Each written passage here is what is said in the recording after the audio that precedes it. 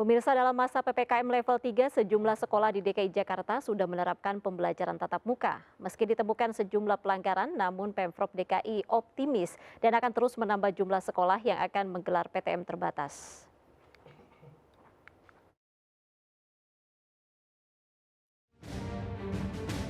Pembelajaran tatap muka di ibu kota telah resmi digelar.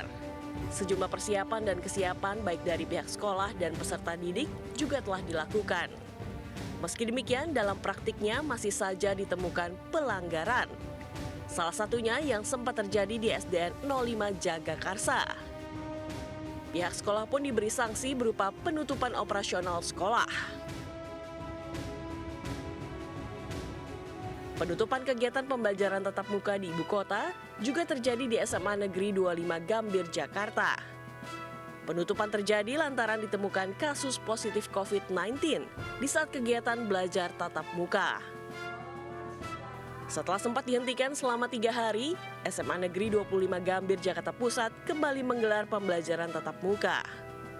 Selama pembelajaran tatap muka berlangsung, pihak sekolah meningkatkan protokol kesehatan ketat dengan pemeriksaan suhu tubuh, memakai masker, dan memastikan baik siswa maupun guru tiba di sekolah dalam keadaan sehat. Sebelumnya, sekolah ini sempat ditutup selama 3 hari lantaran ditemukan 1 siswa dan 1 tenaga pengajar yang positif COVID-19. Selain SMAN 25 Gambir, SMA Negeri 20 Sawah Besar yang sempat dihentikan karena temuan kasus COVID-19 juga telah kembali menggelar pembelajaran tatap muka. Mencegah kasus kembali terjadi, sekolah meningkatkan penerapan protokol kesehatan, termasuk dengan memastikan siswa dan guru di sekolah tidak dalam kondisi sakit, serta mewajibkan para siswa mengenakan pakaian pelapis tambahan seperti jaket atau sweater. Usai pembelajaran tatap muka, seluruh area kelas dan halaman sekolah juga langsung disemprot cairan disinfektan guna mencegah penularan COVID-19 di lingkungan sekolah. Tim Liputan iNews melaporkan. Sementara pemirsa di Depok, Jawa Barat, pembelajaran tatap muka resmi digelar pekan kemarin. Pembelajaran tatap muka juga dilakukan sejumlah sekolah SLB di Kota Depok.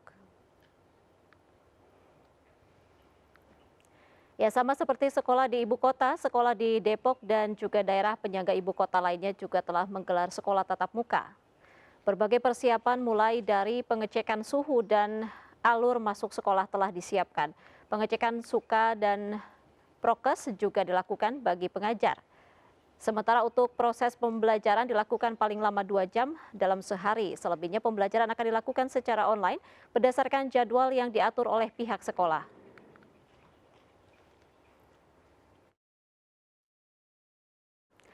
Baik pemirsa, terkait evaluasi pembelajaran tatap muka, kini kita akan berbincang lebih jauh bersama dengan ada Pak Toto Amin, pakar pendidikan, dan juga Hetifah Saifudian, Wakil Ketua Komisi 10 DPR RI. Selamat sore, Ibu dan Bapak. Selamat sore. Selamat sore, baik. Bisa mendengar jelas suara saya ya, Bu Hetifah? Jelas? Iya. Kita ke Pak Toto dulu terlebih dahulu pemirsa ya. Ini terkait dengan fenomena munculnya klaster di sekolah itu sendiri. Sebenarnya kalau menurut Pak Toto, apa sebenarnya penyebab yang menyebabkan munculnya klaster? Apakah memang prokesnya yang kurang ketat, apapun penyelenggaraannya memang kurang baik? Ya, terima kasih. Selamat sore. Jadi sebenarnya ada 2 jenis active case ya, ada yang pasif dan ada yang active case finding. Jadi yang terjadi memang ada yang sudah positif sebelum pelaksanaan PTM, ada yang terjadi ketika PTM. Nah, yang active case tentu yang terjadi karena memang banyak faktor ya, tidak selalu karena prokes. Kadang-kadang perjalanan anak didik atau tenaga kependidikan itu memang bisa terjadi di situ proses penularannya. Tetapi sejauh yang kita pantau sebenarnya active case-nya itu kecil gitu ya, nggak terlalu besar, dan itu bisa ditanggulangi insya Allah. Demikian, Mbak. Baik, tadi kan kasus aktifnya memang sangat kecil kalau disebabkan oleh klaster sekolah. Tapi tentu saja ini harus menjadi bagian evaluasi dari pemerintah daerah ataupun Satgas. dan juga dari Kemendikbudristek ya. Kita ke Bu Hetifah. Bu Hetifah, kira-kira evaluasi pelaksanaan dalam tinjauan DPR RI selama ini PTM bagaimana?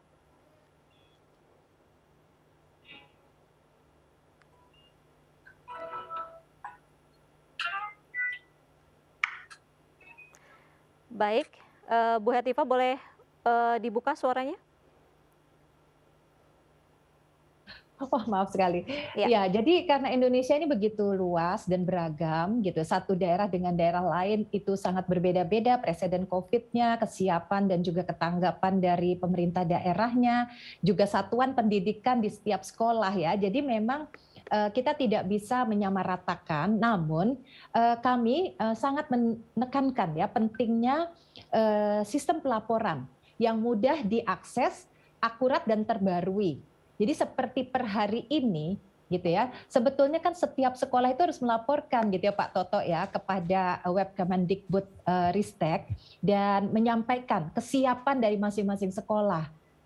Tapi kami memantau per hari ini baru 59,70% dari total 537.481 sekolah se-Indonesia yang sudah merespon atau melapor terkait dengan kesiapan mereka melakukan pembelajaran tatap muka. Nah, sebenarnya ini harus didesak lagi ya untuk betul-betul supaya kita bisa mendapatkan gambaran yang menyeluruh seluruh Indonesia.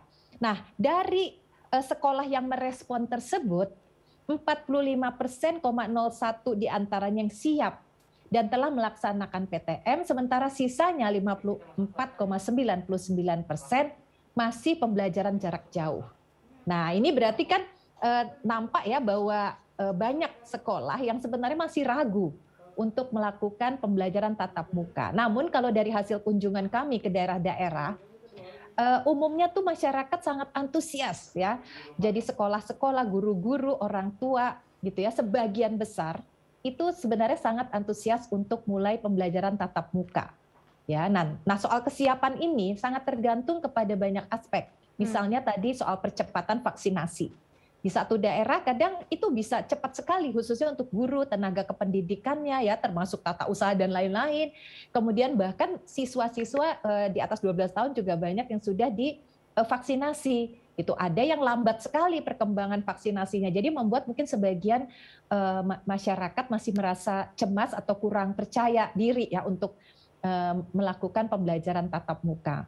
Nah, jadi kami sangat ingin mendesak supaya sosialisasi dan juga tadi sempat ya didiskusikan pentingnya literasi terkait dengan kesehatan dan seluk-beluk COVID ini supaya bukan saja sekolah yang siap tapi juga orang tua murid ya karena mereka lah yang sebenarnya di sini berperan besar juga untuk memastikan bahwa anak-anak mereka disiplin, tahu apa yang harus atau boleh dan tidak boleh dilakukan selama di sekolah, sepulang sekolah, kemudian juga di rumah ya dan tapi pada prinsipnya saya melihat banyak sekolah yang juga cukup siap ya dan kami berkunjung ke beberapa tempat nampaknya untuk sekolah-sekolah yang dikunjungi itu mereka sudah mengikuti daftar periksa yang diberikan oleh SKB 4 Menteri itu yang sekarang memang masih menjadi pegangan semua ya termasuk infrastrukturnya kemudian juga hal-hal lain ya yang mendukung suksesnya pembelajaran tatap muka secara terbatas. Baik, Pak Toto, tadi menarik adalah adanya keraguan dari penyelenggara untuk PTM begitu. Apa sebenarnya kira-kira yang menyebabkan pihak sekolah ini ada yang memang ragu gitu untuk menggelar PTM terbatas? Betul, jadi sebenarnya lebih ke orang tua ya. Jadi sesuai dengan SKB 4 Menteri juga approval atau persetujuan itu datang dari orang tua juga. Nah, tentu kalau kebayangan kalau misalnya kita punya anak kecil terus ke sekolah dengan kondisi yang masih belum benar-benar bebas dari COVID kan tentu sangat meragukan. Jadi kalau dilihat trennya memang yang paling banyak orang tua belum mengizinkan anak sekolah itu di level PAUD, TK sampai SD. Jadi ini yang memang banyak orang tua yang masih khawatir. Tetapi justru sebenarnya learning loss atau kehilangan pembelajaran yang paling besar sebenarnya ada di level itu. Jadi menurut saya tantangannya memang cukup besar bagaimana kita segera melakukan tatap muka dan bisa melakukan anak-anak bisa menjalani proses belajar yang baik. Tentu saja ini beberapa yang kita minta dari pemerintah daerah ke pusat adalah vaksinasi yang juga harus lebih baik lagi ya, seperti Bu Hetiva tadi menyebutkan. Kemudian juga PCR untuk active case finding. Jadi jangan hanya antigen, karena antigen itu kan CT yang udah rendah gitu ya. Kalau OTG itu yang biasanya yang CT-nya udah di atas 20 nggak ditangkap antigen. Jadi kalau di DKI kita lakukan PCR terhadap mereka yang active case finding. Jadi itu dan tracing dengan lebih ketat lagi. Jadi saya kira orang tua akan melihat itu dulu ya. Kalau itu memang kita lakukan dengan baik, dengan prokes yang baik, saya kira banyak orang tua akan mengizinkan.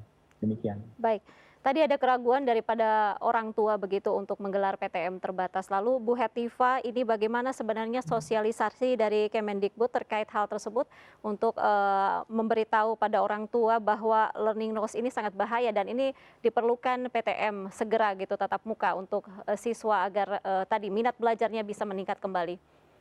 Ya, jadi yang penting, saya kira kalau sekolah tadi satuan pendidikan bersiap dengan serius dan kemudian itu terinformasikan kepada seluruh stakeholder di sekolah itu dan kemudian juga mereka satu sama lain bahkan bisa ikut mengawasi gitu ya. Jadi ada kasus seperti di Kabupaten Bogor itu bagus sekali ya, komite sekolah bergantian, mereka mungkin 3 orang satu hari hadir ke sekolah dan ikut menyaksikan gitu bagaimana sehari-harinya sekolah menjalankan pendidikan tatap muka terbatas ini.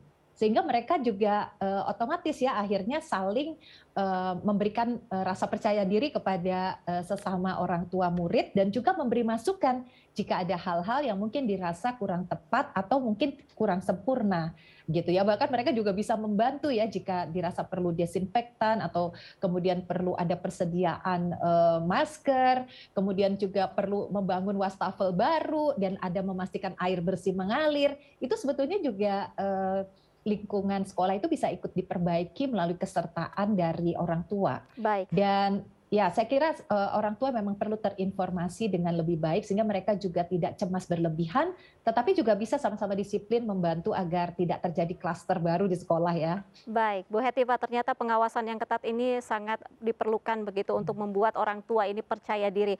Pak Toto, kalau menurut Pak Toto sendiri bagaimana selama ini pengawasan prokes yang ada di tingkat sekolah? Di setiap satuan pendidikan sekarang memiliki satgas dan itu terkait langsung dengan sistem paskes ya, fasilitas kesehatan yang ada di daerah itu. Jadi puskesmas tersambung, kemudian juga ada satgas setempat juga tersambung.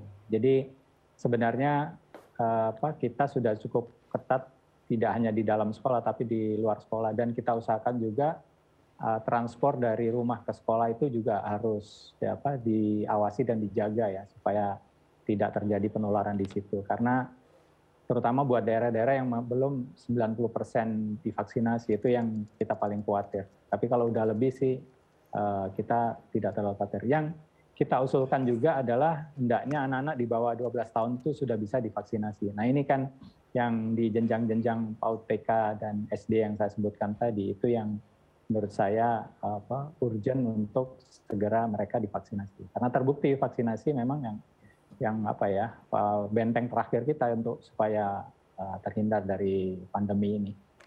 Baik, selanjutnya Bu Hetiva, saya ingin menanyakan mengenai regulasi dan juga pengawasan dari Kemendikbud saat ini. Namun jangan dijawab terlebih dahulu Bu, kita akan jeda terlebih dahulu dan kita juga masih akan berbincang dengan Pak Toto usai jeda. Tetaplah bersama kami.